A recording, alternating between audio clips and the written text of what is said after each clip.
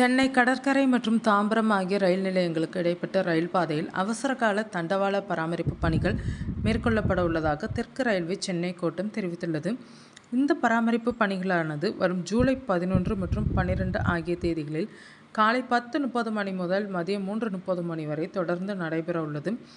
ரயில் பாதைகளின் பாதுகாப்பு மற்றும் சீரான போக்குவரத்தை உறுதி செய்யும் பொருட்டு இந்த பணிகள் அவசியமாகிறது என்று ரயில்வே நிர்வாகம் விளக்கியுள்ளது.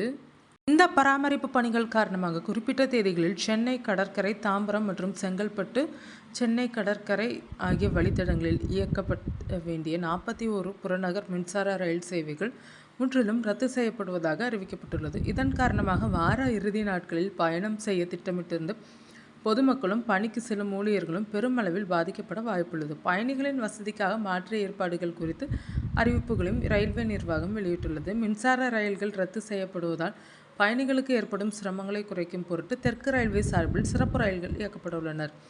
தாம்பரத்திலிருந்து செங்கல்பட்டு, அரக்கோணம் மற்றும் திருமால்பூர் ஆகிய பகுதிகளுக்கு வழக்கம் போல் சிறப்பு ரயில்கள் இயக்கப்படும். மேலும் சென்னை கடற்கரை மற்றும் தாம்பரம் இடையே காலை 11:45 மணி முதல் மாலை 4 மணி வரை குறிப்பிட்ட நேர இடைவெளிகளில் சிறப்பு ரயில்கள் இயக்கப்பட உள்ளதாக தெரிவிக்கப்பட்டுள்ளது.